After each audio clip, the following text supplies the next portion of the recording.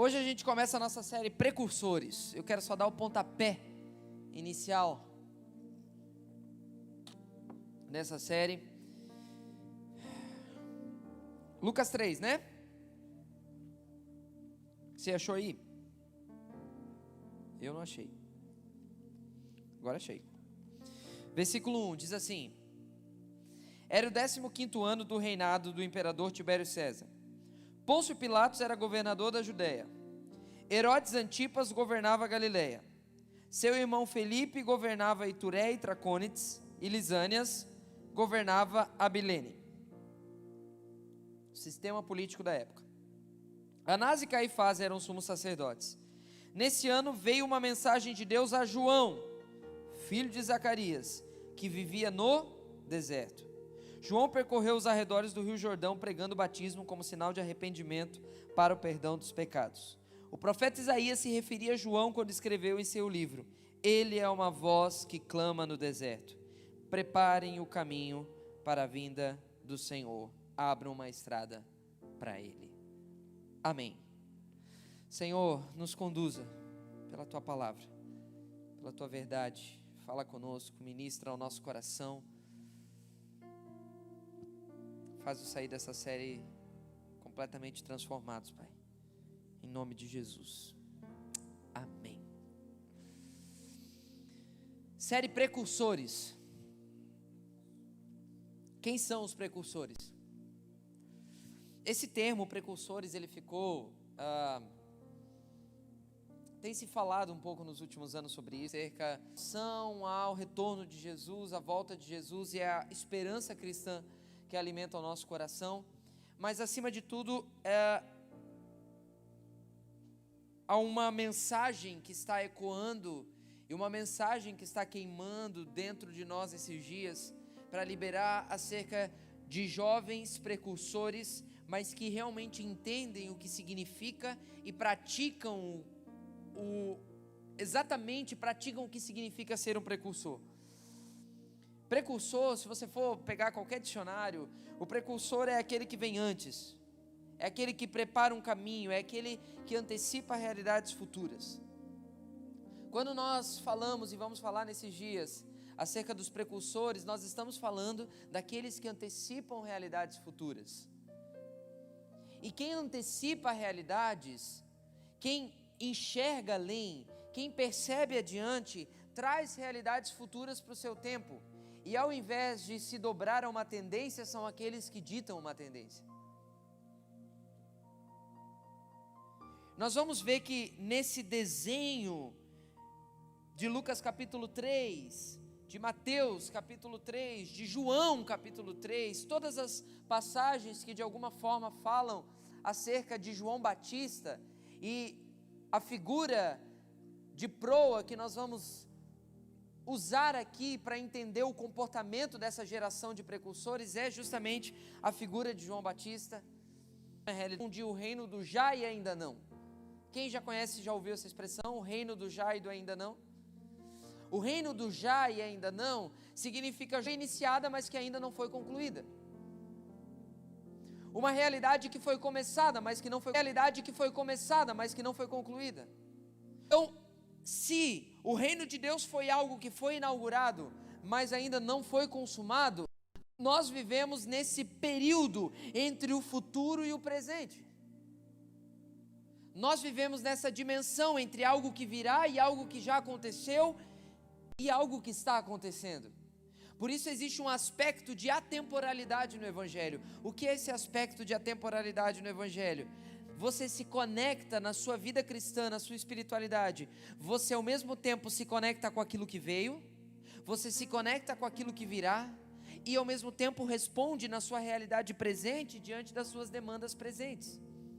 Você com uma realidade que um dia vai ser consumada, e à medida que você se conecta com essa realidade que um dia vai ser consumada e atrai essa realidade para a sua vida presente, você já não é mais alguém que vai ser conduzido pelo sistema ou conduzido pela lógica desse mundo, mas você vai ser alguém que vai ditar como esse mundo vai andar. Você não vai ser mais alguém que é como um caniço agitado pelo vento, levado por qualquer vento de doutrina. Porque ou aquilo que o próprio apóstolo Paulo fala, que o objetivo de apóstolos, profetas, evangelistas, pastores e mestres é a edificação do corpo de Cristo, até que não sejamos mais meninos levados por qualquer vento de doutrina. Não sejamos mais aqueles submissos ao nosso tempo. Não sejamos mais aqueles que se rendem ao espírito da época, mas sejamos aqueles que ditam uma tendência. Sejamos aqueles que, de alguma forma, por nos conectarmos com realidades futuras, atraímos isso. Por isso que o que nós precisamos nesses dias, e é por isso que eu sinto em despertar e falar a essa geração, é que o que nós precisamos nesses dias é de homens e mulheres que são do futuro.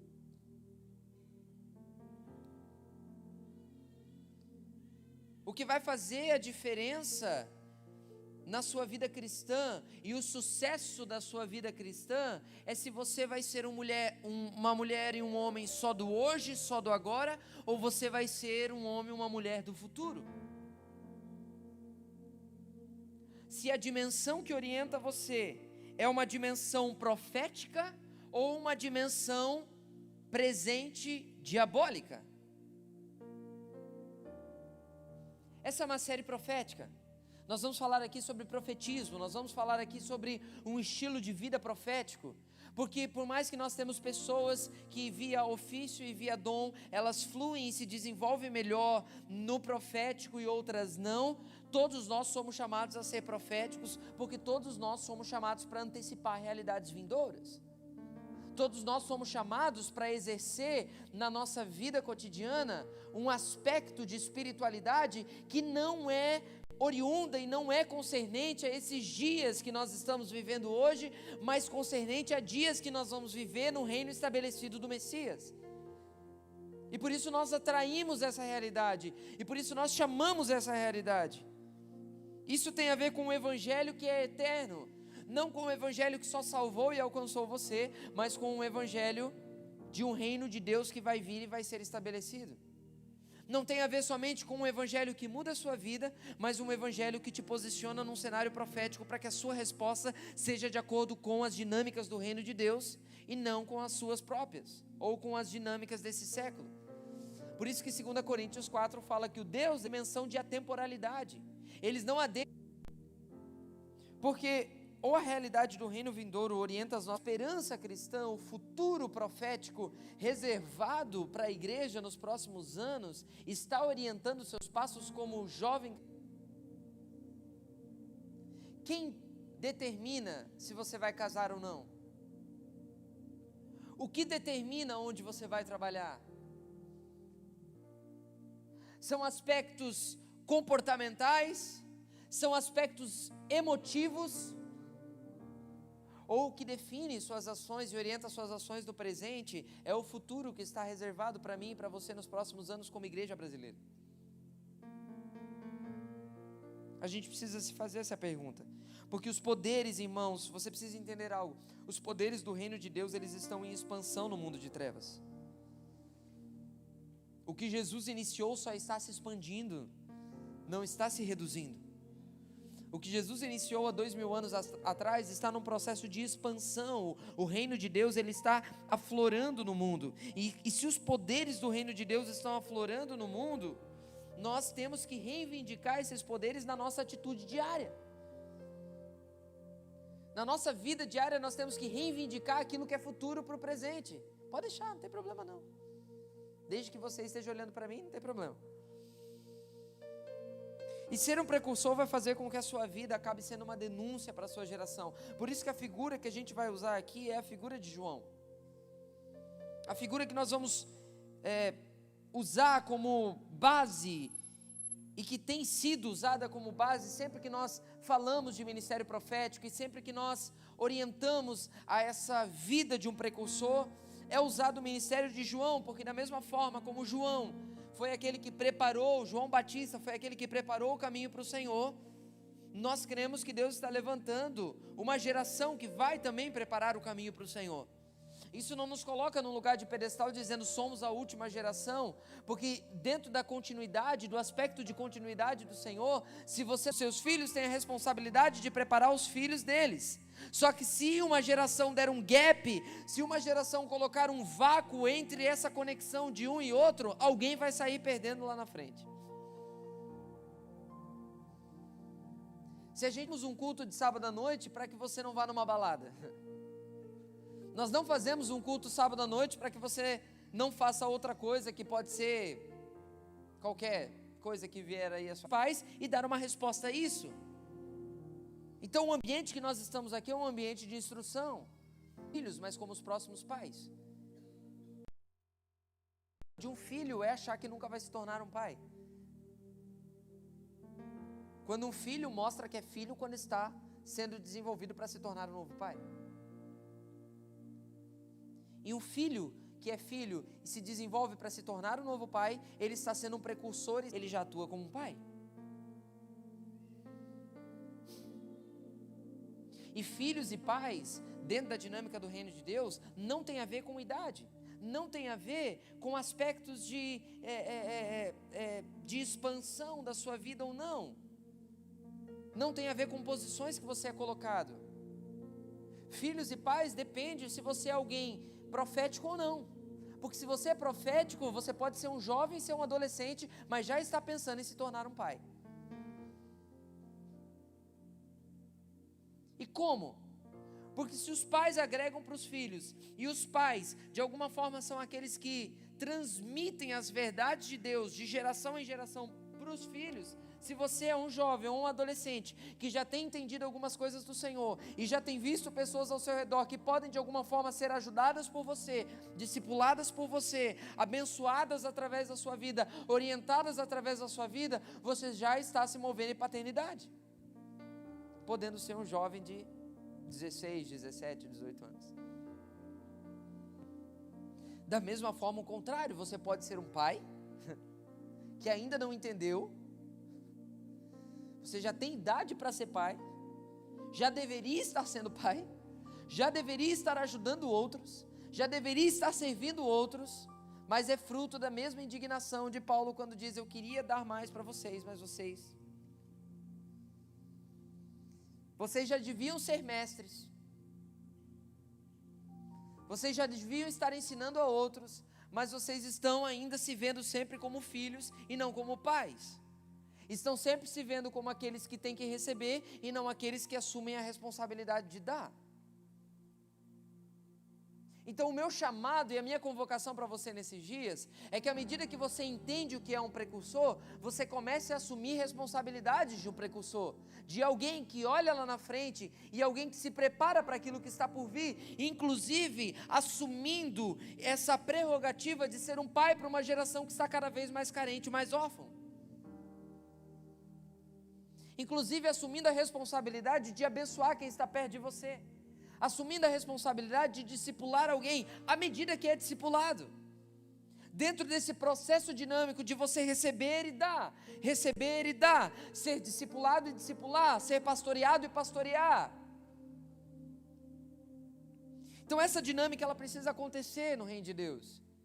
Então o objetivo que nós vamos estar nesses dias, falando dessa vida de precursores, é trazendo essa realidade de que você está sendo empurrado nesses dias para assumir responsabilidades, amém?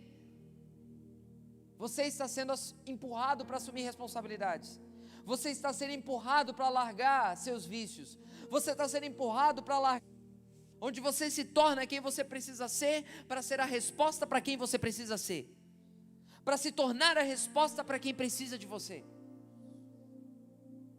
para se tornar um pastor diante das ovelhas sem pastor.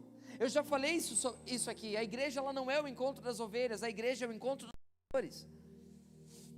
Porque Jesus, quando vê as multidões, chama ela de ovelhas e diz: vocês são ovelhas sem pastor. E aí ele olha para quem está ao redor dele, para os seus discípulos e diz: por favor, vamos orar por mais trabalhadores, vamos orar por mais gente que assume a responsabilidade. Quantos estão comigo, irmãos? Amém? Agora a pergunta que eu faço é: onde está a palavra profética? A gente leu no texto, Lucas 3, começa trazendo essa realidade, começa trazendo o sistema político da sua época. Então era o 10º ano do reinado de Tibério César, Pôncio Pilatos governador da Judeia, Herodes governava a Galileia. Então assim, todas as posições. E Lucas é muito estratégico em trazer um cenário para nós e dizer que ao mesmo tempo que tem um cenário, a palavra de Deus veio a João. Então tem um cenário, inclusive sacerdotal, porque ele traz o ponto de que Anás e Caifás eram sumos sacerdotes. A lógica da religião estava funcionando. O templo estava funcionando. O sacrifício estava funcionando. Você tem o óleo da engrenagem. As coisas estão encaixadas. E quando fala que a palavra profética, só que a gente está preocupado no quê? O que fazer? Quando a sua preocupação deve ser se você é um quem e se você está no onde correto. Quem está me entendendo? A palavra ela veio num quem e num onde. Quem? João. Onde? Deserto. A gente se preocupa muito na nossa vida com o que fazer. Quando Deus está se preocupando se você está sendo quem você deve ser e se você está posicionado no lugar que você deve estar posicionado. E aí o que? É só o quem. Porque você pode estar se tornando a pessoa que Deus chamou você para se tornar, mas está no lugar errado. Está inserido no ambiente errado. Ou você pode estar no ambiente correto e não está dando uma resposta a esse ambiente e não se tornando aquilo que era para você se tornar. Então o segredo do funcionamento do reino de Deus é sempre um quem e o onde. A palavra veio a João no deserto. Só depois vai falar o que ele vai fazer. Você precisa ser um quem e um onde correto, o que é só uma questão de alinhamento. Você vai acabar entendendo o que é para você fazer. E aí esse João que vivia no deserto, o quem João que vivia no deserto, ele percorreu os arredores do Rio Jordão pregando o batismo como sinal de arrependimento para o perdão dos pecados. E aí Lucas traz a palavra que movimenta o ministério de João. E Lucas traz a ideia de que João é uma resposta a uma palavra que foi liberada lá atrás. João é a resposta à palavra que Isaías liberou lá atrás. Esta é a voz do que clama no deserto. Perceba, não é a voz que clama no deserto, mas é a voz do que clama, porque o clamor não é de João. João é só o canal do clamor de Deus. Então o quem correto, posicionado no lugar correto, ele não vai ser jamais protagonista, ele sempre vai ser um canal. Então você não está no lugar correto quando você assume um lugar de protagonismo. Você está no lugar correto quando você é um canal limpo para que a palavra possa fluir de você e abençoar outros, sem que você seja colocado no lugar de honra e evidência, que foi o que João nunca fez, sempre apontando a sua vida para Cristo. Mesmo diante de todas as possibilidades de João ser colocado em evidência, João apontava para Cristo. Isso não impedia o funcionamento dele. Tem gente que espera estar em evidência para ter funcionamento. Mas o seu funcionamento, o seu quem, no onde correto, ele só vai ser um canal, ele só vai ser a voz do que clama. Ele só vai ser um reflexo de algo que está acontecendo. E João, então, ele representa um tipo de gente que está sendo formada. João representa um tipo de gente que está sendo desenvolvida. Por isso que o versículo 5 diz: os vales serão aterrados, os montes e as colinas nivelados, as curvas serão endireitadas e os lugares acidentados serão aplainados. É um tipo de gente. E é um tipo de gente que é meio fora da lógica, é um tipo de gente que não tem um padrão, é um tipo de gente que não é uniforme, não é uma coisa igual, não é um tipo de gente igual, com os mesmos gostos, com as mesmas vontades. São pessoas diferentes, mas que elas, dentro do alinhamento de propósito de Deus, elas estão no mesmo lugar. Por isso que vales vão ser levantados, aterrados, montes aplainados, curvas endireitadas. Ou seja, fala de um alinhamento. Fala de um alinhamento pessoal. Fala de um tipo de gente, os precursores são aqueles que passam por um alinhamento. Se você está no monte, querido, fica tranquilo, você vai ser nivelado para baixo. Se você está lá em cima e quer ser um precursor, taca a bola lá em cima, Deus vai vir furar o seu balãozinho.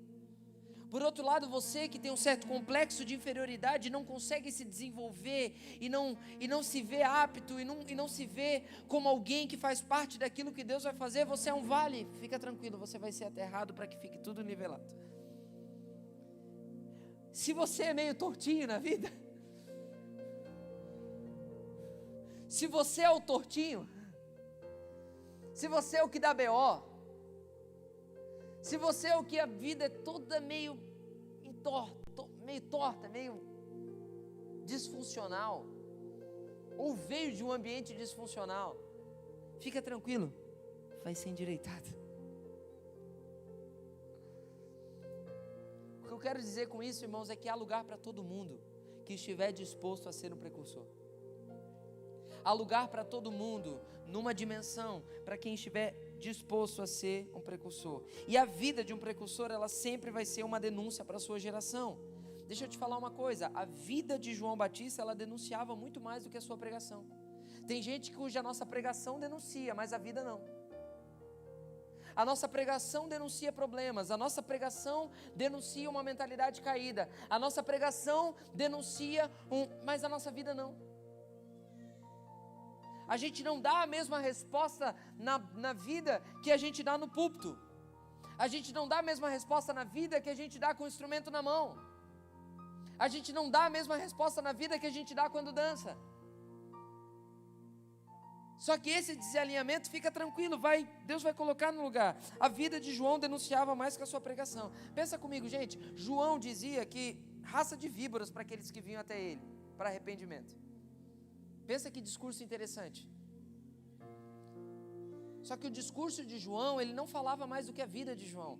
Porque nós estamos falando do homem que, estando dentro da estrutura sacerdotal da sua época, porque ele era filho de sacerdote, ele estava assim, programado para dar continuidade ao sacerdócio de seu pai Zacarias. Ele vai por uma palavra de Deus para o deserto, ele muda a dieta dele, ele come mel silvestre com gafanhoto, ele muda a roupa dele, ele se veste com pele de camelo.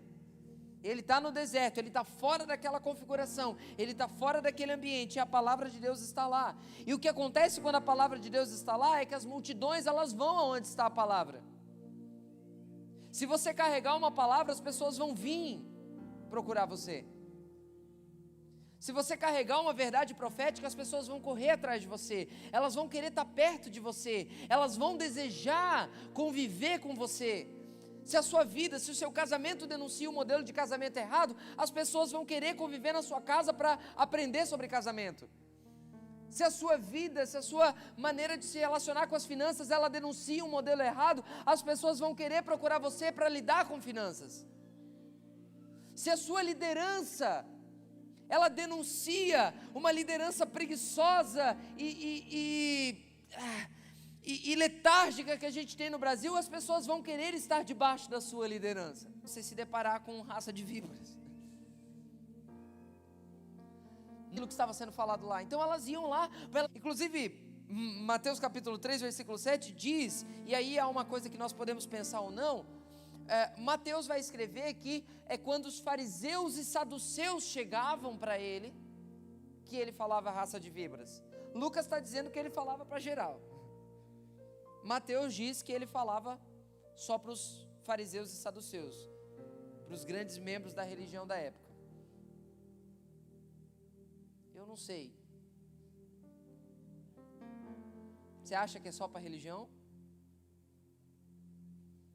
É uma dúvida interessante. Mas se ele dizia isso, irmãos, para aqueles que vinham para ele, para se arrepender, o que ele diria, por exemplo, para aqueles que não estavam indo lá? Se ele dizia isso para aqueles que estavam indo ouvir ele, o que ele diria para aqueles que não estavam indo lá? Só que a vida de João, ela está denunciando, inclusive ele tem esse confronto com a religião. Por quê? Porque a vida de João, ela quebra a lógica padrão da religião. E aí João diz para eles assim, não pensem que vocês estão a salvos por serem filhos de Abraão. Ou seja, Não pensa que você está salvo por cumprir uma série de obrigações e deveres. Eles diziam assim: somos filhos de Abraão. Sou salvo por cumprir a lei. Sou salvo porque sou bom. Sou salvo porque não bebo, não fumo, não me prostituo. Sou salvo por causa disso. E aí ele diz assim, ó, não pensem que vocês... Vai lá, batera. Não pense que vocês vão ser salvos porque são filhos de Abraão. Não pense que por você cumprir, o que está dizendo assim, ó, não pense que por você cumprir as suas obrigações religiosas, você está livre da ira vindoura. Não pense. Então eles não entendiam a nova configuração. E deixa eu te falar uma coisa, quem não entender a nova configuração desses dias, vai continuar preso nas garras da religião, se firmando talvez em algo que já foi desabilitado. Irmãos, tem coisas da religião que já foram desabilitadas. Tem coisas do nosso movimento de igreja que já foi desabilitado. Que já parou, já não é mais assim. Tá, mas Deus não muda, mas Ele se movimenta. Os tempos mudam. Então tem coisa que você fazia que já deu, não precisa mais fazer. Porque você faz a partir da consciência de que é filho de Abraão e não de uma nova configuração que está nascendo. Então talvez seja um momento de nós pegarmos toda a nossa rotina religiosa e avaliarmos. Talvez seja um momento de nós pegarmos as nossas práticas religiosas e a gente avaliar se isso faz sentido dentro da configuração, porque quem não entender vai continuar nas garras da religião. E deixa eu te falar, o arrependimento ele sempre começa pela igreja. Por isso que João dizia para os saduceus e fariseus: raça de víboras, vocês são os primeiros que têm que se arrepender, vocês são os primeiros que têm que mostrar, através da vida de vocês, darem frutos de arrependimento, mostrar que vocês estão entendendo o que Deus está fazendo. O discurso duro de João é porque aqueles homens, mesmo estando diante das Escrituras, mesmo estando diante da configuração sacerdotal, eles não ouviam mais a Deus e não entendiam mais o que Deus estava por fazer. A tradição era tão forte que eles não conseguiam ver que o novo cenário estava se formando. Será que algumas coisas religiosas em você não são tão fortes que você não está vendo que está se desenhando um novo cenário? Será que não é tão forte isso dentro de você, que quando você é convocado a um desafio, sabe, você tem tudo no teu controle, mas quando você é convocado a um desafio, quando você é convocado a fazer algo diferente, quando você é convocado a se mover diferente, quando você é convocado a dar um passo de fé, você trava, por quê? Porque a sua tradição, ela ainda te prende. E aí a gente pensa que a gente tem que pregar uma quebra de tradição para velho. Não, tem jovem mais religioso do que velho.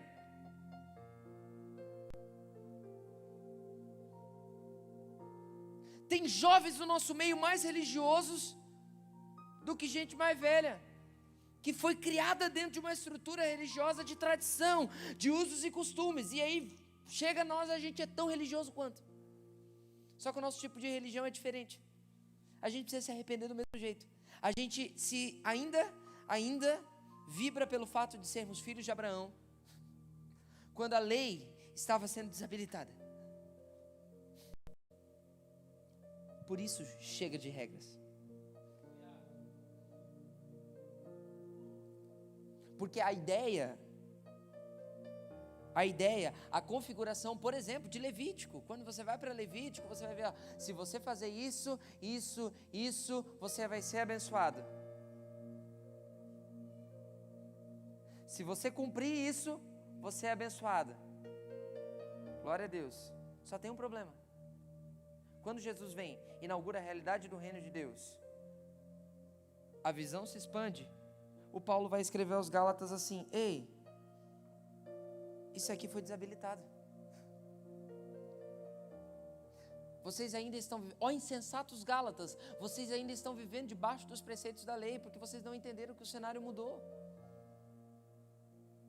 Então chega de regras não é um convite à libertinagem. Chega de regras é um convite à verdadeira liberdade. Porque a verdadeira liberdade é uma liberdade que entende o cenário que está se formando, o cenário que se formou a partir do Evangelho, e passa a se mover de acordo com esse cenário e não mais de acordo com a lei. Então o religioso não é o que usa cabelo comprido e que usa a saia até o pé. O religioso é aquele que ainda está tentando ser salvo pela sua própria força.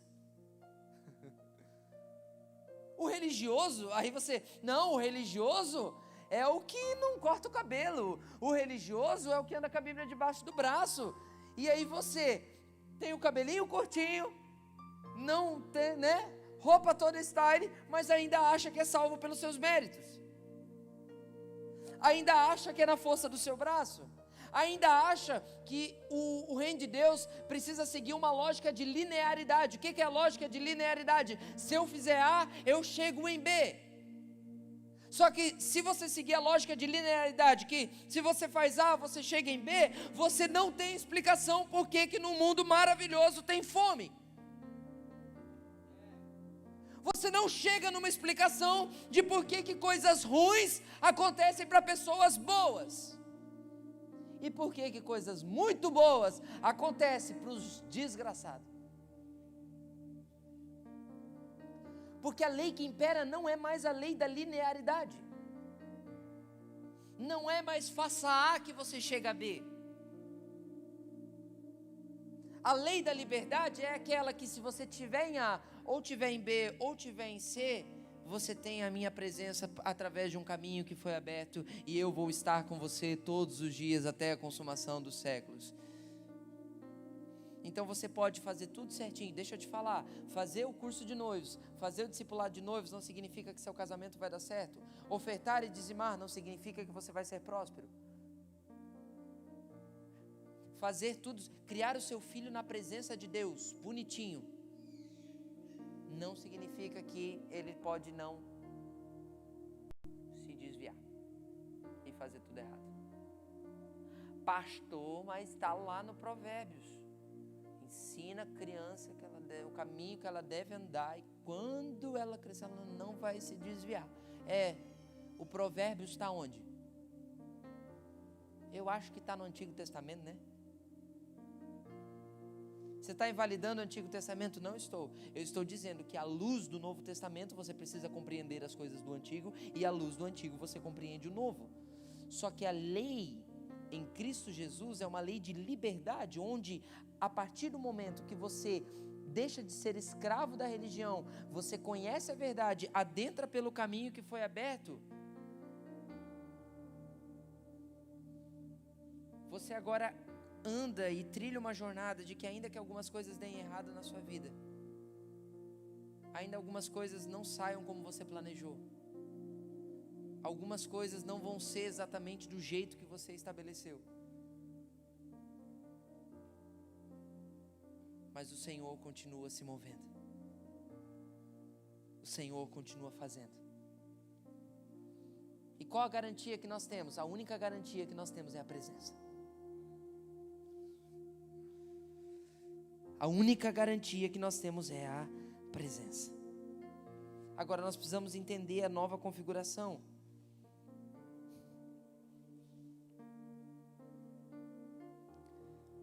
Estamos a salvo, versículo 8, pois somos filhos de Abraão.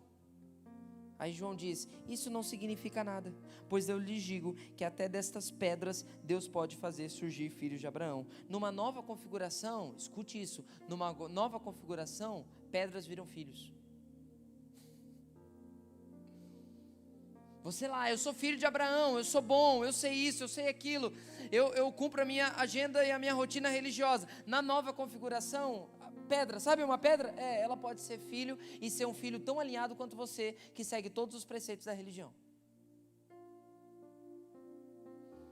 Nessa nova configuração, pedras viram filhos. Você está aí se gabando porque você sabe da lei, e Deus está dizendo, ei, nessa nova configuração, cara, sabe aquela prostituta ali vai virar filha, sabe aquele drogado vai virar filho. E talvez ele virando filho hoje, ele entende em poucos meses, em poucas semanas, aquilo que você está há 10 anos na igreja e não entendeu.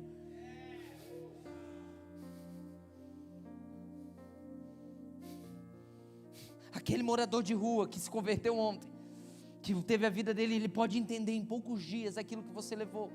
E talvez em anos de igreja, não está entendendo. Porque na nova configuração, pedras viram filhos. E aí, diante daquele discurso de João, as pessoas começam a perguntar: então o que nós devemos fazer? Tá bom, se arrependam, ok. Só que a pergunta diante de uma mensagem de arrependimento, de mudança de mentalidade, João respondeu, versículo 11: se vocês tiverem 2 vestimentas, deem uma a quem não tem. Se tiverem comida, deem para quem está passando fome. Aí os publicanos, os cobradores de impostos, perguntavam: e nós, o que nós devemos fazer? Não cobre além da conta. Está lá, olha que lindo. Não cobrem nada além do que lhes foi estipulado. 14. Então alguns soldados lhe perguntaram: e nós, o que devemos fazer? Não pratique extorsão, nem acuse ninguém falsamente, contente-se com o seu salário. João está dizendo assim: ei, respondam de maneira prática. Pratiquem as obras que vocês sabem que vocês devem praticar, não mais, preste atenção nisso, não mais como um cumprimento de obrigação, mas agora como um fluxo de vida que parte de você. Não é dar comida para quem está com fome, porque a religião diz: deem comidas aos famintos. Não é mais dar a vestimenta, porque a religião diz: dê a vestimenta. Não é mais cobrar o imposto correto, porque a religião diz: paguem certinho as suas contas. Não, é fazer isso a partir de um fluxo de vida que emana de você. Precursores são aqueles que não andam segundo a lógica da religião, cumprindo obrigações, mas são aqueles que deixam que o fluxo de vida flua através de você. O fluxo de vida. E aí no seu dia a dia, cara, emana vida. As pessoas estão perto de você, por quê? Porque você emana vida. As pessoas querem estar perto de você porque você não é alguém ressentido, não é alguém magoado, não é alguém ferido. Você é alguém, cara, sempre animado, sempre para cima. Você é alguém que ajuda as pessoas, você é alguém que orienta as pessoas. Você é alguém que ninguém passa fome perto de você. Você é alguém que ninguém vai chorar sozinho perto de você, que ninguém sofre sozinho perto de você, e também ninguém se alegra sozinho perto de você, porque você está fazendo com que o fluxo de vida emane de você. Um fluxo de vida emane de você. E os precursores, eles apontam, irmãos, eles apontam para para um renascimento. Porque batismo com água, o batismo que João estava propondo era exatamente isso. Tinha a ver com uma renovação, tinha a ver com uma preparação, com uma purificação, a ideia é até hoje no batismo. Nós vamos ter segunda-feira, inclusive tem alguns jovens aqui nossos que vão se batizar na segunda. Glória a Deus. Sabe, isso representa, até hoje representa essa morte para uma velha maneira de pensar, essa morte para um velho estilo de vida, e um renascimento, um florescimento. Por isso que Paulo fala que conforme vocês se oferecem para Deus, em Romanos 12, como sacrifício vivo, vocês experimentam uma vontade que a religião não pode fazer e permitir com que vocês experimentem. A boa, agradável e perfeita vontade de Deus não vem à medida que você cumpre a religião. A boa, perfeita vontade de Deus, ela vem e se manifesta à medida que você morre e renasce para uma nova vida. E João, na sua realidade, ele está apontando para Cristo. Esse batismo, sabe, irmãos, precursores, eles apontam para renovação. Eles apontam, sabe, para algo que vai acontecer. Eles apontam para uma renovação, para uma mudança, para uma mudança completa.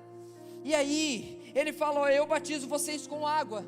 Por quê? Porque eu, como precursor, eu estou preparando vocês para uma nova configuração. Eu estou dizendo para vocês: ei, povo, se prepare. Eu estou dizendo para vocês: ei, jovens, se preparem, as coisas vão mudar no Brasil. Eu estou dizendo para vocês, jovens, se preparem, a configuração da igreja vai mudar no Brasil. O jeito de nós sermos igreja vai mudar no Brasil. E aí você precisa se adequar a isso. Então João diz assim, calma, para mim não perder a voz. Aí João diz assim, eu batizo com água. Eu estou apontando vocês para uma nova realidade, mas aquele que vem após mim, ele vai batizar vocês com o Espírito Santo e com fogo. E aí a gente pensa que é só aquele batismo com fogo para a gente ser cheio e para a gente pular na igreja. Não, batismo com fogo fala de separação. Batismo com fogo fala de purificação. E aí ele usa uma expressão assim, ó, o machado está pronto à raiz da árvore. O que o machado faz de uma árvore? Ele separa uma parte da outra. Então deixa eu te falar, é profético que nesses dias fique cada vez mais evidente quem é e quem não é no reino de Deus.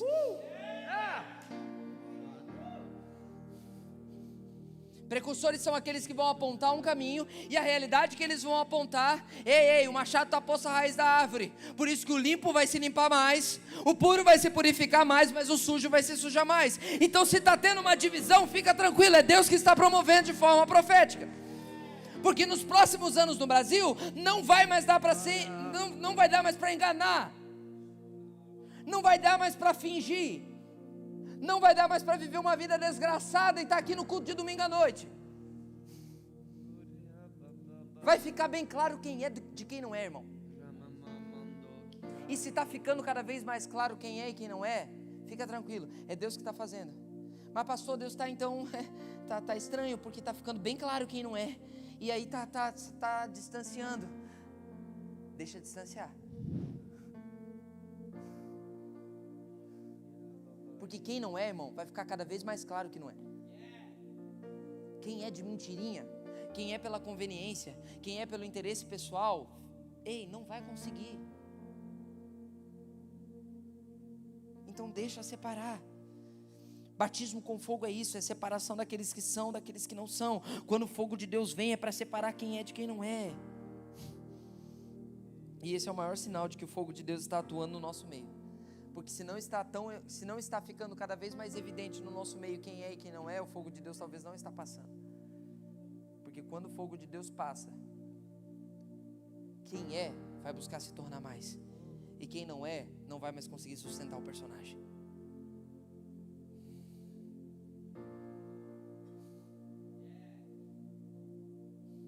Amém? Sabe, na configuração do reino de Deus, o Espírito separa quem é e quem não é, porque ele faz exatamente isso, ele separa a palha do trigo. E aí, o texto diz que ele tem na mão a pá, e com ela ele separará a palha do trigo, a fim de limpar a área onde os cereais são debulhados. Juntará o trigo no celeiro e queimará o resto. Quando o Espírito de Deus ele está em ação, irmãos, o Pai está juntando um povo.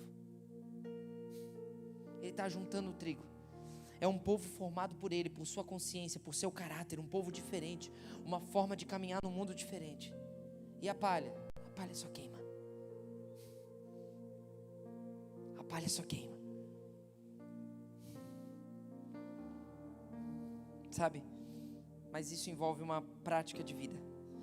Para a gente terminar, caminhar para o final, abra sua Bíblia comigo em Isaías capítulo 58.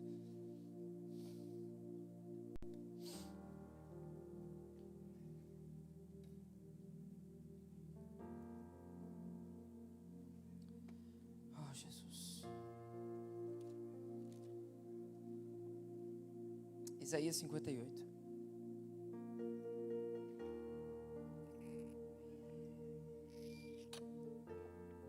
Isaías 58, versículo 3. Porque aqui Isaías está falando da hipocrisia de um povo que jejuava, mas não entendia qual era o jejum que Deus queria.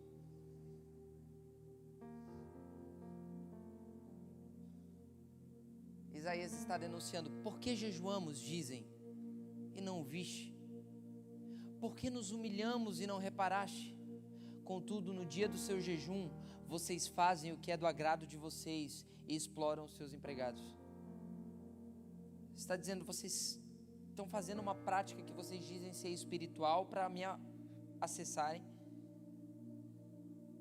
Só que vocês jejuam e maltratam os outros. Deixa eu te falar, nunca há uma desconexão entre a sua relação com Deus e a sua relação com o próximo. Quanto mais você aperfeiçoa a sua relação com Deus, mais isso vai transferir para a sua relação com o próximo. 4. Seu jejum termina em discussão e rixa. Como é que um jejum termina em discussão e rixa, gente? Vai entender isso aí. E em brigas de socos brutais. Bem-vinda, NVI. Vocês não podem jejuar como fazem hoje e esperar que a sua voz seja ouvida no alto. Não continue uma prática religiosa dentro de uma configuração antiga. Amém? Não continue uma prática religiosa correta dentro de uma configuração antiga. Por quê? Será esse o jejum que eu escolhi?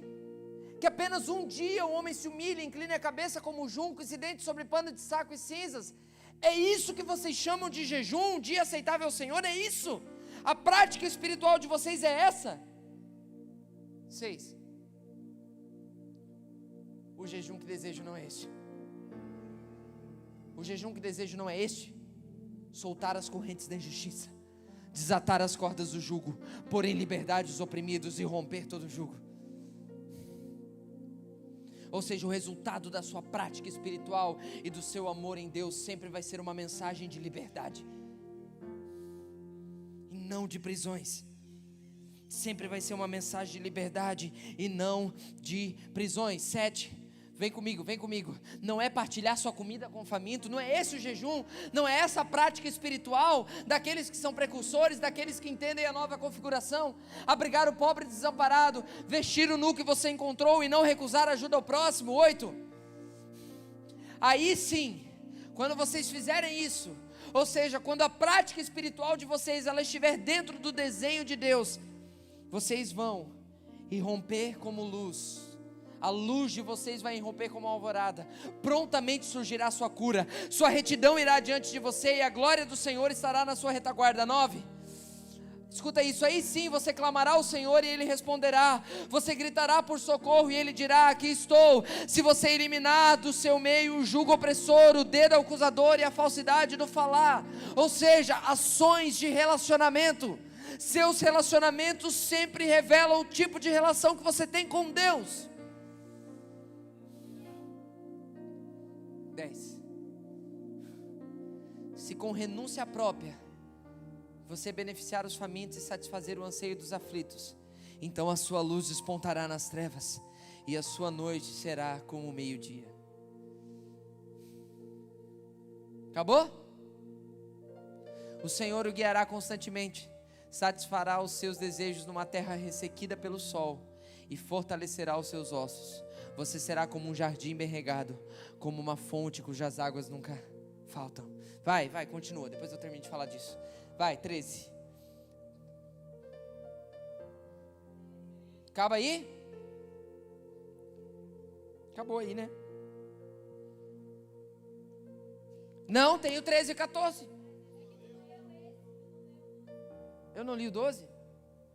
Seu povo reconstruirá as velhas ruínas e restaurará os alicerces antigos. Você será chamado reparador de muros e restaurador de ruas e moradias. Agora sim o 13.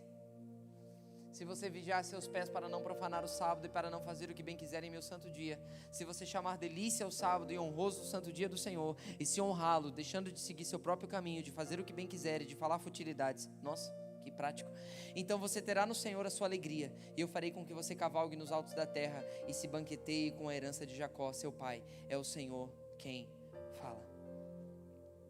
O que agradará ao Senhor? Sabe, Ele está dizendo, os frutos da prática de vida de um precursor é exatamente isso. Você vai ser luz que vai romper no dia, e você vai ser fonte que não para de jorrar. Quando fala de reconstrução de fundamentos, de alicerces, está falando de fundamentos que foram perdidos. Está falando da restauração de um padrão de vida. Restauradores de ruas e casas. Rua fala de caminho, casa fala de morada. Quando você é um precursor nessa geração, você vai ser alguém que vai apontar o caminho e que vai ser um lugar de morada para que as pessoas possam se abrigar em você. E aí vocês vão desfrutar do sábado, vocês vão descansar no Shabat. Mateus capítulo 11, versículo 28, ele diz: vinde a mim, todos vós que estáis cansados e sobrecarregados, e eu vos aliviarei. Por quê? Porque na configuração de um precursor, quando você é uma luz que brilha, quando você é uma fonte que jorra, você sempre vai ter um lugar de descanso para voltar. Quando você é alguém que serve os outros, quando você é alguém que proclama uma mensagem de liberdade, quando não tem oprimido perto de você, quando não tem gente oprimida pela religião perto de você, os seus interesses, porque quem corre atrás dos interesses do Senhor não se cansa, porque o jugo dele é leve, o fardo dele é leve e o jugo dele é suave. Irmãos, quem está fazendo a obra de Deus não se cansa. Quem está envolvido com o que Deus está envolvido não se cansa. Só quem cansa é quem está vivendo simplesmente atrás dos seus interesses. O espírito de um precursor, ele encarna aquilo que o próprio Jesus, quando sentou na cadeira de Moisés, disse. Quando ele faz uma referência a Isaías capítulo 60, quando ele diz: o Espírito do Senhor está sobre mim. O Espírito do Senhor está sobre mim. Por quê? Porque Ele me enviou, Ele me ungiu para pregar boas novas aos pobres, para proclamar liberdade aos presos, recuperação de vista aos cegos e para libertar os oprimidos. Precursores dessa geração, eles não só saem da lógica da religião, como eles metem um pé na lógica da religião. Como eles entendem uma nova configuração. Lucas termina o seu relato. Esse primeiro relato de João Batista, Lucas termina relatando que João vai, da mesma forma que a vida de João é uma denúncia para a religião, a vida de João é uma denúncia para o sistema político da sua época. Porque o João foi lá se meter com Herodes. O João foi lá, o Lucas termina dizendo isso. Versículo 19, João também criticou publicamente Herodes Antipas, o governador da Galileia, por ter se casado com Herodias, esposa de seu irmão, e por muitas outras maldades que havia cometido. Versículo 20, a essas maldades Herodes acrescentou outra e mandou prender João.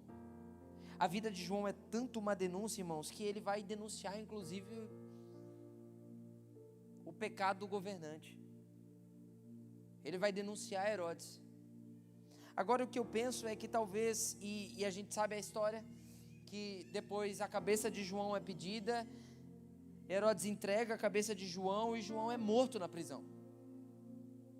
Cabeça decepada. E eu gosto de pensar que talvez se João não perde a cabeça por denunciar o sistema, ele podia até atrapalhar o que estava acontecendo, porque chega um momento onde ele até duvida. Ele viu Jesus sendo batizado, ele viu o Espírito Santo descendo na forma corpórea de uma pomba, e ele ouviu a voz do céu dizendo: este é o meu filho amado, em quem me comprazo, este é o meu filho amado que me traz prazer. E daqui a pouco ele está lá na prisão por causa de denunciar o sistema político da sua época, denunciar o pecado do rei. Ele está lá na prisão e ele manda os seus discípulos: vai lá e vê se é ele mesmo. E aí quando os discípulos de João chegam e falam: és tu mesmo? João mandou a gente perguntar: és tu mesmo aquele que haveria de vir, ou nós temos que esperar outro? E Jesus não repreende os discípulos de João, ele simplesmente diz para os discípulos de João: ei, olha o que está acontecendo, porque se você abrir os seus olhos, olha o que está acontecendo. Os cegos estão vendo, os surdos estão ouvindo, os mudos estão falando, os aleijados estão andando. Ei, vai para João e fala que ele já cumpriu o propósito dele, que é para ele se esconder e deixar eu aparecer agora. Vai para João e fala assim, ó, que a parte dele está feita. E talvez, e aí é na minha versão nataniana, e talvez Jesus podia dizer assim, ó, e é melhor ele perder a cabeça logo antes de vir atrapalhar o que eu estou fazendo.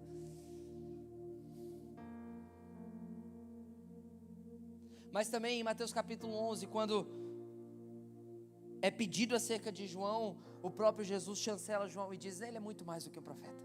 Dos nascidos de mulher não tem maior do que ele. Mas o mais pequenino no reino dos céus, na nova configuração, é maior do que João Batista. Então sim, seja um precursor, seja alguém que prepara o caminho do Senhor, seja alguém que encarna essa realidade na sua prática de vida, mas aponte para Cristo. E se vê que a configuração muda, muda junto com ela.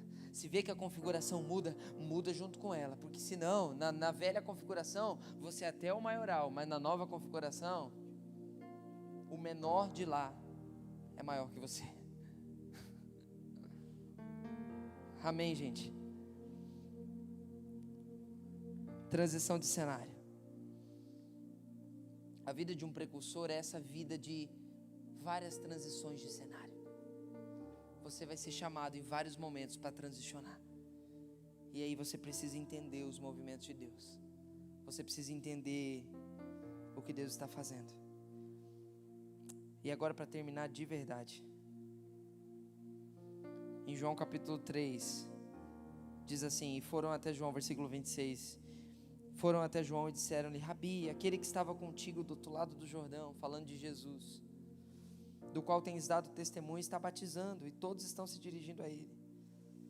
João respondeu: ninguém pode receber coisa alguma, senão lhe for dada do céu. Vós mesmos sois testemunhas de que eu disse: eu não sou o Cristo, vós do noivo. E assim se completa a minha alegria, amigo do noivo. Deixa eu te falar, Jesus está procurando seus amigos para construírem com Ele o novo mundo lindo de Deus. Jesus sempre procura os seus amigos. Vamos construir um novo mundo cuja loja... Sabe? É como se Deus dissesse: ei, vamos construir um novo mundo juntos. Como que a gente faz isso? Como que a gente faz isso? Seja meu amigo, esteja no lugar certo, seja um quem, no onde certo. Vamos deixar o amor irromper de nós. Vamos deixar a beleza irromper de nós.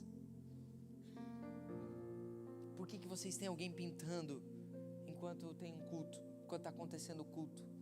É só porque é profético, porque comunica? Não, é porque é arte. E arte é belo. E beleza revela a glória de Deus.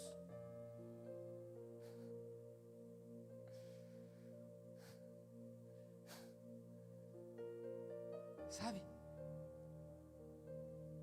Por que a gente faz tudo tão bonito? Transmissão, olha que arte bonita. Não está bonito? Não ficou bonita essa arte da série Precursores? Cara, isso aqui glorifica a Deus. Tem umas que fazem pra gente aí que não glorifica nem o Satanás, mas essa glorifica a Deus. Por quê? Porque teve um designer que sentou, pegou um programa, pegou um briefing muito bem dado para eles, porque nós somos bons de briefing, olhou e vou fazer arte, e saiu isso lindo. Se você não gostou, é problema seu. A gente gostou, a equipe gostou, o time gostou, a comunicação gostou. Mas é arte, é beleza. Por que a gente dança aqui? Porque é belo. Por que a gente canta e toca? Porque é belo. Pode ser às vezes mais belo, mas é belo. Por que a gente trabalha? Porque a gente está irrompendo uma luz no mundo. Nós somos precursores. Nós estamos atraindo um mundo glorioso, lindo, que vai ser no futuro. Nós estamos atraindo para hoje. E o nosso estilo de vida, ele está dizendo para esse mundo: ei, vinde a mim. Esse nosso estilo de vida está dizendo para o mundo: ei, cara, vem congregar comigo na minha igreja. Por quê? Religião? Vou ter que deixar de fazer isso, vou ter que cortar o cabelo, vou ter que botar um terno. Não. Vem viver vida comigo. Vem desfrutar de algo belo comigo. Sabe? Algo lindo está vindo. Algo belo e poderoso está se manifestando no mundo. Vem para cá, porque aqui ninguém chora sozinho. Vem viver essa realidade do reino de Deus, porque aqui a gente briga, mas a gente se perdoa. Vem viver essa realidade aqui, porque aqui a gente não fala mal um do outro, só às vezes para distrair um pouquinho, mas já se arrepende depois. Vem aqui para a gente viver igreja, para a gente ser um, para a gente se suportar, para a gente se amar, para a gente se honrar, para a gente dar alguma coisa um para o outro, para a gente se abençoar. Vem cá, porque aqui no nosso meio não tem desigualdade, aqui no nosso meio não tem racismo, aqui no nosso meio não tem preconceito, aqui no nosso meio não tem um pisando no outro. Lá na empresa, lá debaixo do sistema diabólico do mundo, tem um pisando no outro para poder ser melhor. Aqui não. Se você quiser ser um quem, tem um monte para você no nosso meio. Mas por favor, permita que da sua vida irradie luz, irradie fontes de água vida para as pessoas. Permita que através de você flua beleza, flua bondade, flua compaixão. Através de você flua, sabe, palavras de bênção. Sabe, não seja jovem em nome de Jesus. Sabe, que essa geração não seja uma geração ressentida, carrancuda, cara feia. Sorria. Conte piada. Pode ser de tio, não tem problema, mas conte. Conte piada. Fale daquele que está mais gordinho, sem preconceito. Fale do que está ficando careca, sem preconceito. Eu nem olhei lá para trás. Fale. E está tudo bem. Porque quando a corda aperta, nós estamos juntos. Porque quando fica difícil, nós estamos juntos. Quando é hora de perdoar, a gente se perdoa. Quando é hora de pedir ajuda, a gente pede. Quando é hora de ajudar, a gente ajuda. Quando é hora de dar, a gente dá. Quando é hora de receber, a gente recebe. Por quê? Porque nós estamos irradiando a beleza do novo mundo hoje. Ah, que lindo isso, cara. Que lindo isso, cara. Pô, se a gente entender isso, ser precursor, ser profético é isso, é ser belo, é ser querido, é ser amável, é ser alguém bom, é ser alguém que as pessoas gostam de ter perto, é ser alguém que quando erra é humilde para pedir perdão, é ser alguém que pode até se irar, mas depois vai pedir perdão, pode ser alguém que pode errar, é alguém que aceita a diferença dos outros, é alguém que aceita, sabe, o outro não precisa ser igual a você. Mas por favor, vamos irradiar a beleza do mundo, do novo mundo de Deus. Porque Jesus está hoje olhando para mim, para você, dizendo: ei, me ajude a construir um novo mundo. Não seja um crente chato. Não seja um crente insuportável. Não seja um crente que ninguém quer ter perto. Não seja um crente purgante. Seja um crente legal. Seja um crente legal. O novo mundo de Deus está nascendo, meu irmão jovem. E nos próximos anos só vai sobreviver, escute isso. Eu estou muito sóbrio falando o que eu estou falando hoje. Nos próximos anos só vai sobreviver na igreja brasileira quem mudar de configuração, quem entender o que está acontecendo, quem entender o novo de Deus,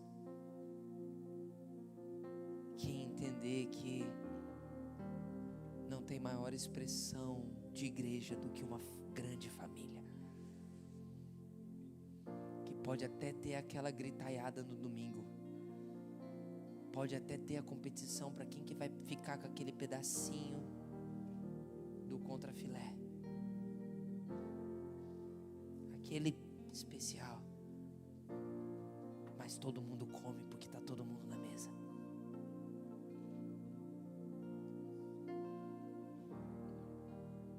Não tem problema se você é diferente.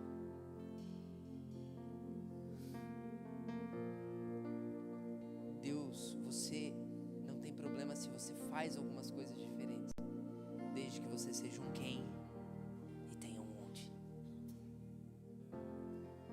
E aí a palavra profética vem e habilita você para ser luz, para ser sal da terra, para expandir beleza. Eu quero orar por isso. Eu quero orar para que os jovens, sabe, que os jovens da igreja brasileira, para que nós, daqui a 10, 15, 20 anos, a gente não tenha que ouvir os diagnósticos de que a igreja está morrendo no Brasil, porque a gente não entendeu as novas formas de evangelizar, as novas formas de expressar amor, as novas formas de pregar, as novas formas de comunicar o Evangelho, as novas formas de ser família.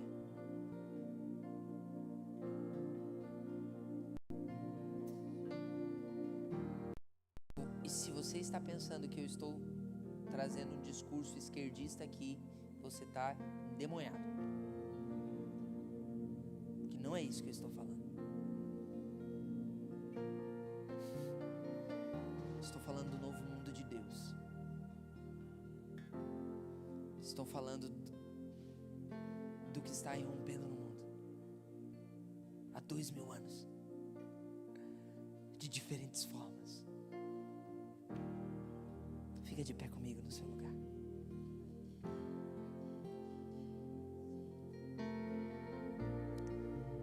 Aleluia.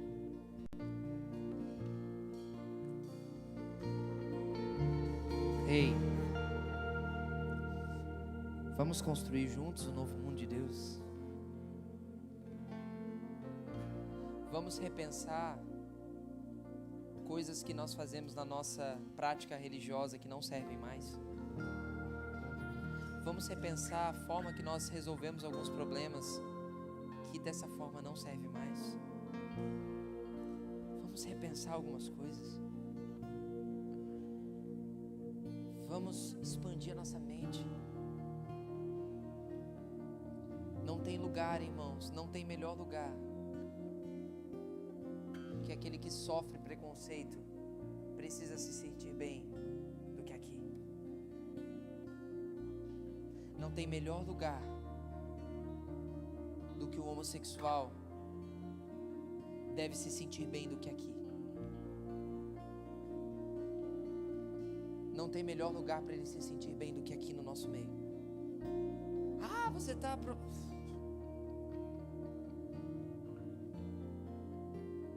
Quem é espiritual está... Coisas espirituais se discernem espiritualmente. Quem é espiritual está entendendo o que eu estou falando. Não tem melhor lugar para o drogado se sentir bem do que quando entrar por essa porta e sentar do lado de um de vocês.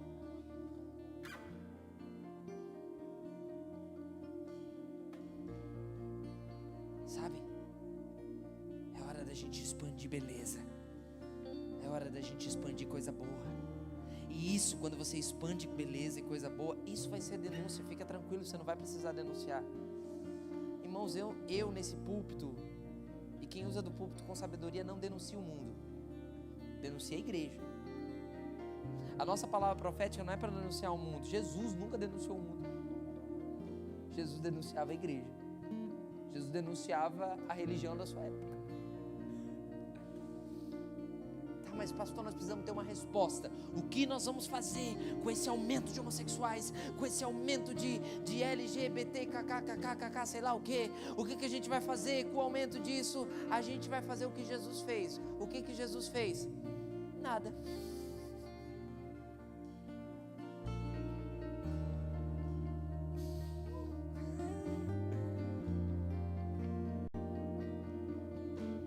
Não, o que Jesus não fez nada.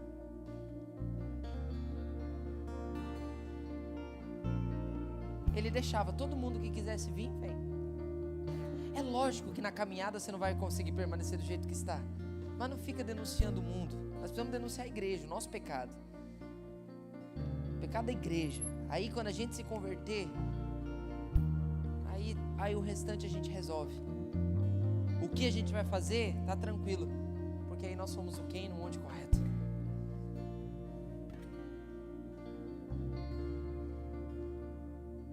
Irradie beleza de você, irradie bondade de você.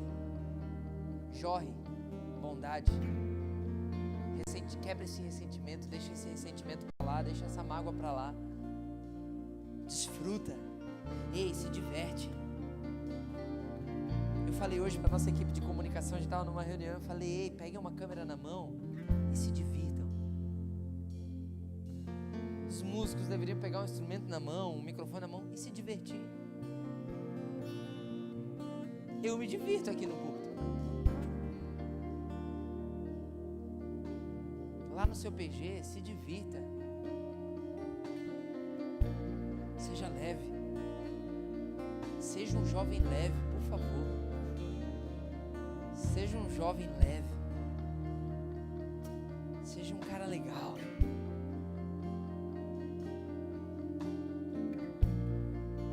Deu.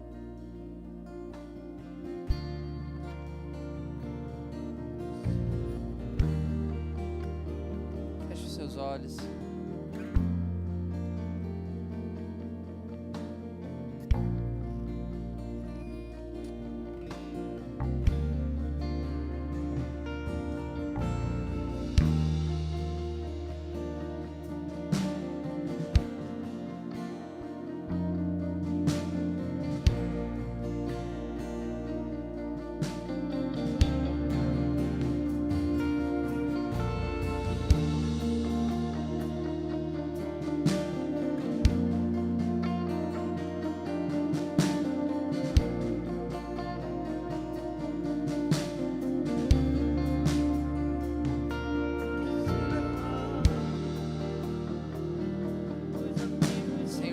Ajuda-nos.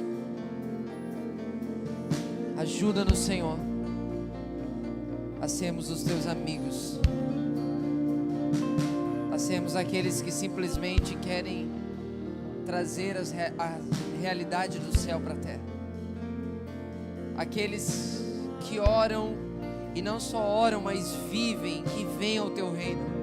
Seja feita a tua vontade aqui na terra como ela é plenamente feita no céu. Ajuda-nos a florescer como seres humanos. Ajuda-nos a florescer como homens e mulheres. Ajuda-nos a florescer, Senhor. A florescer e que jorre a partir de nós vida. Que jorre a partir de nós vida, bondade, graça, amor. Que jorre a partir de nós alegria. Que jorre a partir de nós uma vida leve. Uma vida, Deus, de celebração. Pai, nós te celebramos e nós queremos ser aqueles que celebram o novo mundo do Senhor. Nós queremos ser aqueles que celebram o que o Senhor está fazendo, que celebram aquilo que está florescendo, que celebram aquilo que está nascendo. Nós queremos ser aqueles que celebram o novo tipo de igreja que está nascendo no Brasil. Oh Deus, sim, sim, nós queremos ser, Senhor. Nós queremos ser aqueles que florescem junto com o teu novo mundo. Quebra, Senhor, as raízes de religiosidade. Quebra as prisões de religiosidade. Quebra as prisões de uma velha configuração. Quebra as prisões de uma velha maneira de pensar. E faz-os irradiar no novo mundo. O novo mundo do Senhor. Como filhos amados de Deus. Como filhos amados de Deus. Faz-os florescer, faz-os viver todas as nossas potencialidades, faz-os nos desenvolver em todas as nossas vocações, em todos os nossos talentos. Ah, Deus, faz-os sermos levantados como geração que não vive de acordo com o antigo sistema, mas que desfruta e espalha pelo mundo afora o novo mundo de Deus. Deixa eu te falar, irmãos, escute, o Evangelho é muito mais um anúncio do que um convite. O Evangelho é muito mais um anúncio do que um convite. Nós estamos anunciando por aí algo novo. Nós vamos para as nações da terra. O MJ Mission vai para as nações da terra para quê? Para espalhar bondade, vida, palavras de vida eterna, uma nova consciência, uma nova forma de pensar, uma nova mentalidade. Sabe por que essa série vai ser uma série transformadora na sua vida? Porque ela vai reposicionar você numa nova maneira de pensar. Isso é ser profético. Ser profético não é somente se mover em dons. Ser profético é ser alguém que vive hoje, mas debaixo de uma realidade futura. Seu casamento hoje é um casamento da eternidade. A forma de você criar seus filhos vai ser como na eternidade se cria filhos. A forma de você lidar com o trabalho, com o dinheiro, vai ser a forma eterna de lidar com o trabalho e com o dinheiro. Floresça. Essa é a instrução que eu quero deixar ao seu coração. Floresça. Floresça. Olha para quem está do seu lado e diga: floresça. Floresça. Não seja alguém acuado, medíocre, com medo e preso à lógica da religião. Floresça. Amém, meu irmão jovem? Amém, meu irmão jovem? Quantos querem ser amigos de Deus? Quantos querem transparecer para o mundo um reino de justiça, paz e alegria?